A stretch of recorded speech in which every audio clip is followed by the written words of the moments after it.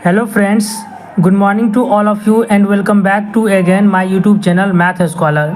Friends, आज के इस वीडियो में हम लोग डिस्कस करने वाले हैं मिक्स्ड क्वेश्चंस मैथमेटिक्स का, और ये आपका टेस्ट सीरीज का पार्ट 3 वीडियो है। क्लियर है दोस्तों? और आपसे रिक्वेस्ट है कि आप इस वीडियो को एंड तक ज़रूर देखें, आपको मज़ा आने वाला है। अगर सिलेक्शन आपको लेना है तो जो भी आपको बताया जा रहा है उसको प्रॉपर तरीके से फॉलो करें दोस्तों, और प्रैक्टिस करते रहें। क्लियर है? इसमें हम लोग सेलेक्टेड क्वेश्चंस को देखेंगे, और ये आपका प्लेटफॉर्म कोचिंग सेंटर पटना का जो बुक है रुक्मिणी प्रकाशन का 9-10 का, वो आपका टेस्ट सीरीज है। और सेट 1 का 2 वीडियो ऑलरेडी अपलोड हो चुका है, और ये वीडियो आपका 3rd वीडियो है। क्लियर है? और इसमें क्या होगा, आपको हर एक टॉपिक का कंसेप्ट आपको इसमें प्रोवाइड किया जाएगा, इसीलिए आप वीडियो को एंड तक ज़रूर देखें। चलिए फ्रेंड्स, इस वीडियो को बिना देरी किए हुए स्टार्ट करते हैं। पहला क्वेश्चन 114 नंबर, बाकी जो है हम लोग 113 नंबर तक पिछले वीडियो में कर चुके थे। 114 नंबर क्वेश्चन है दोस्तों, निम्नलिखित बारंबारता बंटन का माध्य निकाले। और आप लोग जानते हैं कि माध्य बराबर होता है सिग्मा fx बटे सिग्मा f। क्लियर है? तो सबसे पहले क्या करेंगे, इसमें हम लोग वर्ग चिन्ह निकाल लेते हैं। 6 और 10 का वर्ग चिन्ह कितना होगा? 4 होगा। 6 और 10 का वर्ग चिन्ह निकालिएगा तो क्या होगा दोस्तों? 4 होगा। उसके बाद 10 और 14 कितना हो जाएगा? 24/2 12। कितना बढ़ा? 8 बढ़ा। तो इसका क्या हो जाएगा दोस्तों? इसका 12 हो गया फ्रेंड्स, और ये हो जाएगा 28। क्लियर है? 8 4 12 1 1 2 10 6 16। सॉरी फ्रेंड्स, यहाँ पर 8 होगा इसका वर्ग चिन्ह, ठीक है। और 24 ये हो गया 12, 4 बढ़ रहा है दोस्तों, तो इसका हो जाएगा 16, और इसका हो जाएगा 20, और इसका हो जाएगा 24। क्लियर है दोस्तों? और हम लोग ये आपका क्या निकल गया? वर्ग चिन्ह निकल गया। और जो माध्य बराबर होता है वो सिग्मा fx बटे सिग्मा f होता है। तो हम लोग कैलकुलेट कर लेते हैं माध्य। जैसा कि आप लोगों को पता है दोस्तों, जो माध्य बराबर होता है, यहाँ से मैं स्टार्ट करता हूँ। माध्य बराबर होता है सिग्मा fx बटे सिग्मा f। क्लियर है? तो सिग्मा fx की अगर बात करें तो यहाँ पर आप देख सकते हैं 2 है, इन दोनों को मल्टीप्लाई कर देते हैं। 2 × 8 कितना हो जाएगा? 8 दूना 16। 16 + 15 8 1 सॉरी 8 दूना 16 12 25 कितना हो जाएगा दोस्तों? 60 हो जाएगा। प्लस हो जाएगा आपका 12 × 16 कितना हो जाएगा? 16 दूना 32 और 16 3 19 196 हो जाएगा। 16 दूना 32 192 हो जाएगा। 192। उसके बाद ये हो जाएगा आपको 16 दूना 32 320 प्लस ये हो जाएगा 25 × 24, तो 25 चौक 100, 25 दूना 50 10 60 600 हो जाएगा दोस्तों, बटा सिग्मा f। तो सबको जोड़ दीजिए। 5 2 7 12 12 7 19 19 1 20 20 10 30 5 35 5 40 20 कितना हो जाएगा दोस्तों? 60 हो जाएगा। दिख रहा है आपको?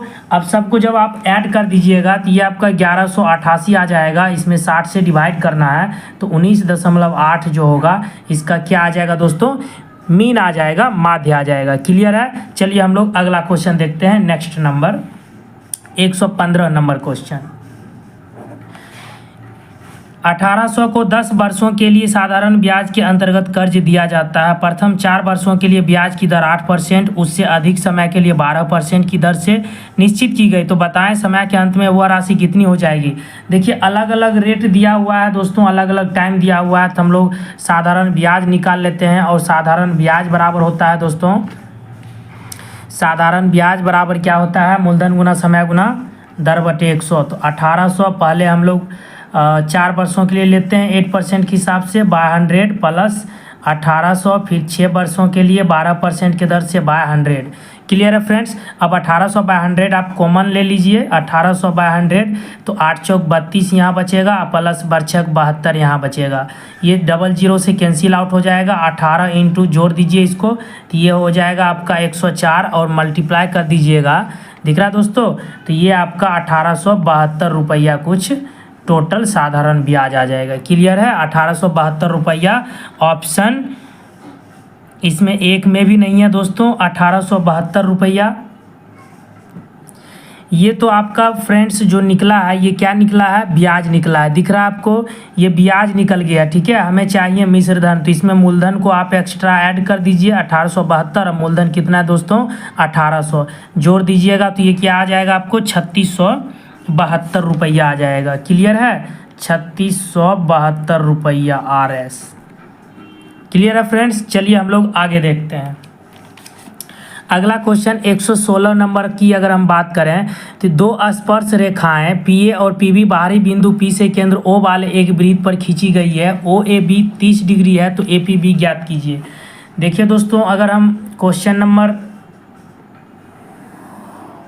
116 की बात करें तो आप देख सकते हैं यहाँ पर एक सर्किल है, ये आपका रेडियस है, बाहर में एक पॉइंट दे रखा है P और दो स्पर्श रेखा है आपका, मान लेते हैं ये आपका A है और ये आपका B है। ये रेडियस है, ये भी रेडियस है। और हम लोग जानते हैं कि वृत्त की जो त्रिज्या होती है जाने वाली स्पर्श रेखा पर क्या होती है, लंब होती है। क्लियर है। उसके बाद आपको दे रखा है दोस्तों OAB, इसको O मान लेते हैं तो OAB जो है इसको मिला देंगे तो ये आपका 30 डिग्री दे रखा है। क्लियर है, तो ये 30 डिग्री है और ये दोनों रेडियस सेम है दोस्तों, तो ये भी कितना होगा 30 डिग्री होगा। और 30 30 60, 180 में 60 माइनस कीजिएगा तो ये कितना होगा 120 डिग्री होगा। और हम लोग जानते हैं कि ये लंब होती है तो ये 90 डिग्री, ये 90 डिग्री 180, 180 प्लस 120, तो 180 प्लस 120 ऐड कीजिएगा दोस्तों तो कितना होगा 300 डिग्री होगा। तो आप बताइए, ये एक चतुर्भुज बन रहा है OABP, तो 360 में 300 माइनस करेंगे तो ये कितना आ जाएगा 60 डिग्री आ जाएगा। क्लियर है दोस्तों, यानी कि इसका आंसर क्या हो जाएगा आप देख सकते हैं, option C is the right answer 60 degree. अगला क्वेश्चन देखते हैं 117 नंबर। शब्द मशीन के सभी अक्षरों का प्रयोग करते हुए कितने सार्थक या निरर्थक शब्द इस प्रकार बनाए जा सकते हैं कि स्वर केवल विषम स्थान पर आए।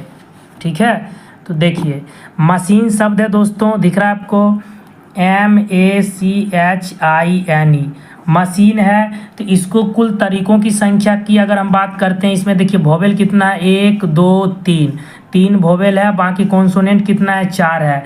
अब कुल तरीकों की संख्या इसका क्या हो जाएगा, 4 में हमको 3 सेलेक्ट करना है, 4p3 इंटू का क्या हो जाएगा 4 का फैक्टोरियल हो जाएगा।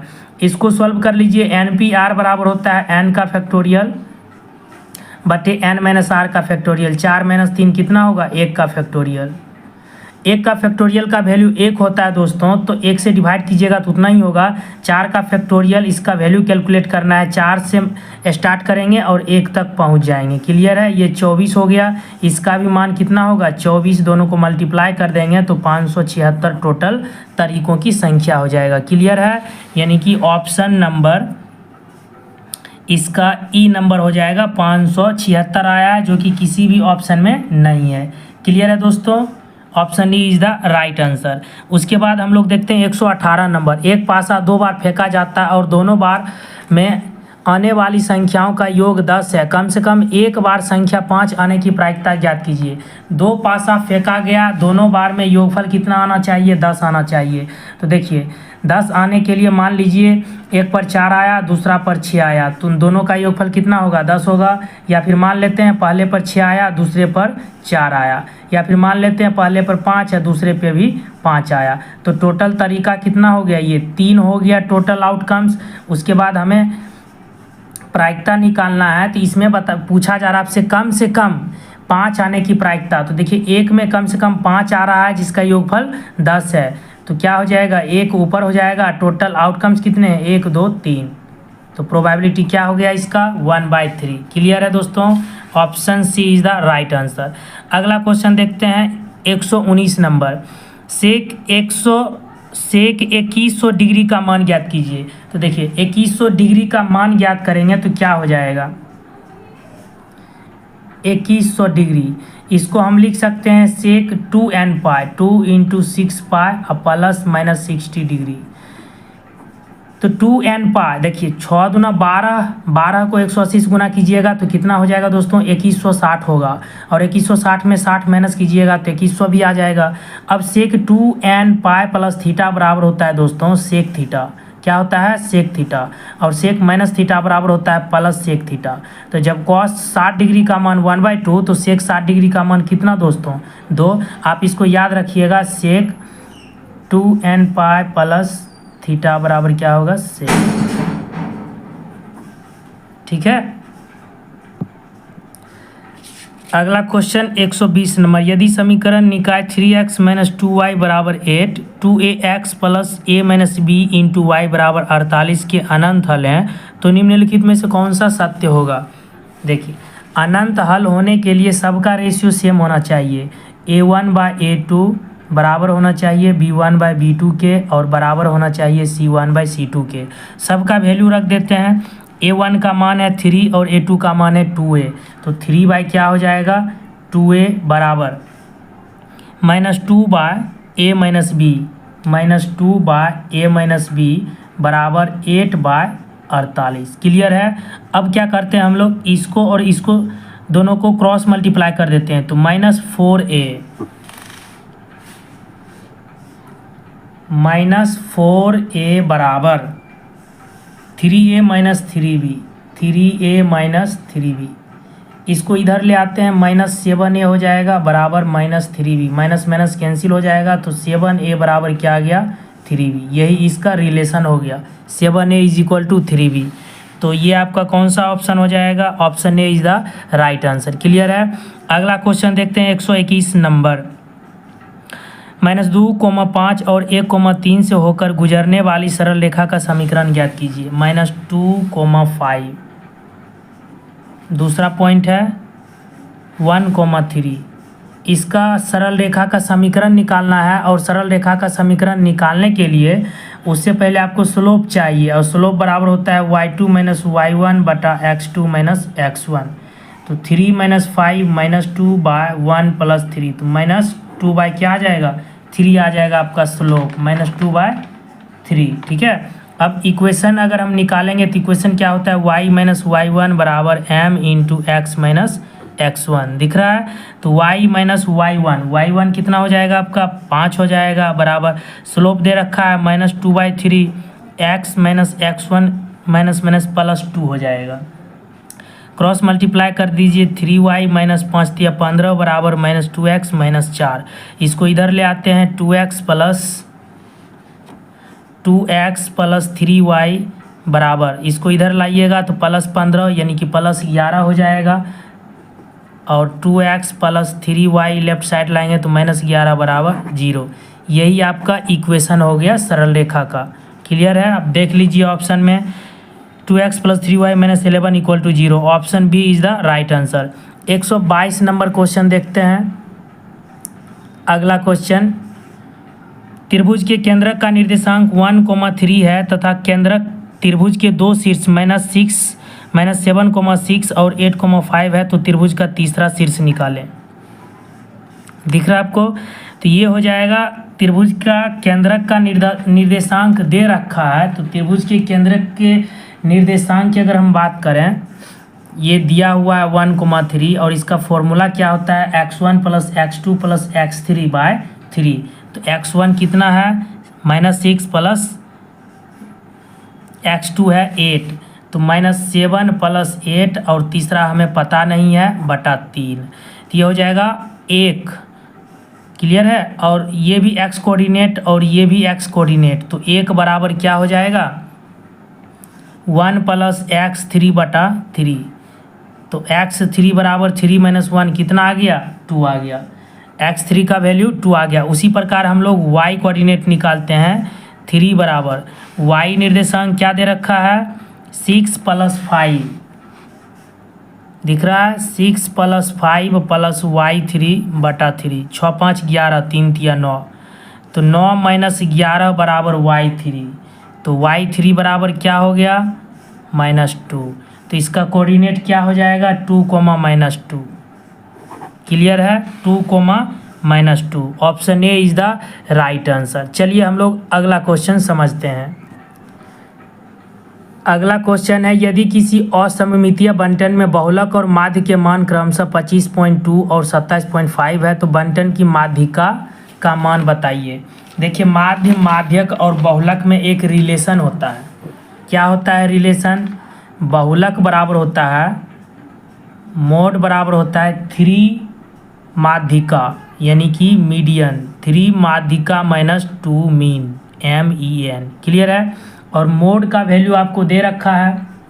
देखिए, हमें चाहिए क्या? माध्यिका चाहिए, माध्यिका हमें चाहिए, और मोड का मान हमें दे रखा है 25.2 और प्लस में हमें दे रखा है आपका मीन का भी मान दे रखा है, माध्य का मान। तो 2 इंटू ये इधर आ जाएगा तो प्लस हो जाएगा। कितना दे रखा है आप देख लीजिए, 27.5 दे रखा है, तो 2 इंटू 27.5 आ जाएगा और ये 3 से डिवाइड हो जाएगा। क्लियर है? दिख रहा है आपको? तो ये हो जाएगा 25.2 और प्लस ये हो जाएगा 27 दूना 54, 1 55/3।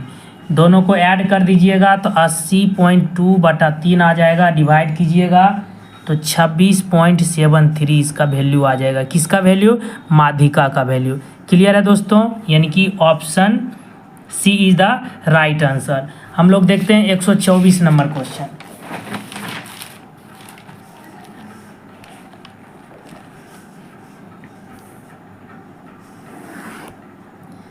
एक 124 नंबर की अगर हम बात करते हैं तो 124 नंबर क्वेश्चन है 2 का पावर 7 इंटू 3 का पावर 4 इंटू 5 का पावर 3 इंटू 7 का पावर कुछ नहीं है, 1 दे देते हैं, कि कितने गुणनखंड सम है। ठीक है, सम गुणनखंडों की संख्या अगर हम लोग निकालें, सम गुणनखंडों की संख्या की बात करें तो क्या हो जाएगा? देखिए, इसको तो छोड़ देना है क्योंकि ये इवेन वाला पार्ट है। यहाँ से हम लोग स्टार्ट करेंगे 7 इंटू, तो जो इवेन वाला पार्ट है उसको छोड़ देंगे, 7 इंटू, अब यहाँ से स्टार्ट करेंगे 4, इसमें एक प्लस कर देंगे, फिर इंटू यहाँ इसका पावर लेंगे 3 + 1, फिर इंटू इसका एक पावर लेंगे 1 + 1। क्लियर है? तो 7 इंटू 4 1 5 इंटू 3 + 1 4 इंटू 2, 4 दूना 8 × 40, 7 चौक 28, 280 आ जाएगा। क्लियर है दोस्तों? दिख रहा है आपको? इसी तरीके से हम लोग निकालते हैं गुणनखंडों की संख्या, यानी कि option C is the right answer. उसके बाद हम लोग देखते हैं 125 नंबर, निर्देशांक अक्षों और रेखा 2x + 3y = 6 द्वारा निर्मित त्रिभुज का क्षेत्रफल ज्ञात कीजिए। 2x + 3y = 6, 2x + 3y = 6। अगर ax + by = c इक्वेशन, इस प्रकार का इक्वेशन हो और आपका निर्देशांक अक्षों के साथ त्रिभुज का क्षेत्रफल ज्ञात करना हो तो एरिया निकालने के लिए हम लोग क्या करेंगे? 1/2 इंटू c² कर देंगे। क्लियर है? आप ये याद रखिएगा, 1/2 इंटू सी का मान आपका कितना है? 6 का स्क्वायर 36/a है, 2 इंटू बी है 3, 2 इंटू 3, 3 दूना 6, 6 गुना 6 36, 1/2 गुना 6, 2 तिया 6, यानी कि 3 स्क्वायर यूनिट आ जाएगा। क्लियर है? 3 वर्ग यूनिट दिख रहा है आपको? ऑप्शन हो जाएगा आपका B is the right answer. 126 number देखते हैं, a = 60 डिग्री, b = 30 डिग्री हो तो sine a into cos B plus cos A into sine B का मान क्या होगा? देखिए, sine a into cos B plus cos A into sine B, ये किसका फॉर्मूला होता है? साइन a + b का, साइन a + b का। साइन a का मान है 60 डिग्री और प्लस b का मान है 30 डिग्री, तो क्या हो जाएगा? साइन 30 + 60 90 डिग्री और साइन 90 का मान होता है 1। क्लियर है? इसका आंसर क्या हो जाएगा? सी इज द राइट आंसर। अगला क्वेश्चन देखते हैं 127 नंबर। अमन अपनी 7 मीटर व्यास वाली सिरोपरी पानी की टंकी को पेंट करवाना चाहता है। यदि पेंटिंग की लागत 13 रुपया प्रति वर्ग मीटर है तो अमन की गोलाकार सिरोपरी पानी की टंकी को पेंट करने की लागत ज्ञात कीजिए। तो ये देखिए, गोलाकार टंकी है और हम लोग पेंट करने की लागत की अगर बात कर रहे हैं तो ये सरफेस एरिया की बात कर रहा है, और गोला का जो एरिया होता है वो 4πr² होता है। क्लियर है? 4πr²। तो यहाँ पर अगर हम वैल्यू पुट करें 4 इंटू 22/7, तो यहाँ पर वैल्यू रखिएगा तो 4 इंटू 22/7 इंटू का क्या होगा आर। तो आर दे रखा है आपका व्यास 7 सेंटीमीटर, तो 7/2 हो जाएगा आपका त्रिज्या। क्लियर है। 7 से 7 कट जाएगा, 2 दूना 4, 4 से 4 भी कट जाएगा, ये 154 आ जाएगा आपका स्क्वायर वर्ग मीटर। अब आपको चाहिए कॉस्ट, तो कॉस्ट कितना है 13 रुपया पर वर्ग मीटर। तो जितना निकला उसको 13 से क्या कर देंगे मल्टीप्लाई कर देंगे, मल्टीप्लाई कर दीजिएगा इसको, तो 2002 रुपया आपका कॉस्ट आ जाएगा। क्लियर है। देख लीजिए कौन सा ऑप्शन में दिया है 2002, option C is the right answer. Clear है। अगला क्वेश्चन हम लोग देखते हैं 128 नंबर। समीकरणों 2x + 3y = 4 और 2x - 3y + 5 = 0 के ग्राफ p अल्फ़ा, बीटा पर प्रतिच्छेद करते हैं तो 3 अल्फ़ा - 4 बीटा का मान क्या होगा। ये आपका इक्वेशन दिया हुआ है 2x + 3y = 4 और 3x - y = -5। इसको अगर आप 3 से मल्टीप्लाई कर दीजिएगा तो -3y होगा और ये दोनों कट जाएगा। और इसको जब आप सॉल्व कीजिएगा ये तो कट जाएगा आपका, ऐड करने के बाद ये कितना हो जाएगा 5x। ठीक है। 5x = हो जाएगा इधर आपका -15 और -15 में 4 जाएगा तो -11। तो यहाँ से आपका x का वैल्यू -1 आ जाएगा और y का वैल्यू 2 आ जाएगा। क्लियर है। तो यहाँ से अगर हम वैल्यू निकालना चाहें p अल्फ़ा, बीटा, तो ये इसके बराबर हो जाएगा, इस वैल्यू के बराबर हो जाएगा। क्लियर है दोस्तों, समझ में आ रहा है आपको। देखिए इसको 3 से मल्टीप्लाई किया हम इक्वेशन को और इसको एज इट इज छोड़ दिए, 3y है तो ये हो जाएगा आपका 3 × 9x और ये हो जाएगा -3y, ये इधर आ जाएगा आपका -15। तो माइनस ये हो गया आपका 9x, तो उसके बाद ऐड कर देंगे क्योंकि प्लस माइनस है तो कट जाएगा। तो 9x + 2x कितना हो जाएगा 11x, ये तो कट गया। इधर -15 में 4 जोड़िएगा तो -11 आएगा। तो x का वैल्यू -1 आएगा, 1 किसी में भी आप पुट कीजिएगा तो y निकलेगा 2। तो यहाँ से इसको कंपेयर कर दिए। अब हमें कैलकुलेट किसका वैल्यू करना है 3 अल्फ़ा - 4 बीटा का। तो मान रख दीजिए 3 × -1 -4 इंटू बीटा की जगह पे 2, तो ये हो गया -3 और -8, तो कितना आ गया दोस्तों -11। क्लियर है। तो इस वीडियो में दोस्तों इतना ही रखते हैं, मिलते हैं नेक्स्ट वीडियो में। आप हमें कमेंट करके बताएं कि आपको यह वीडियो कैसी लगी। So thank you very much and thank you for watching video.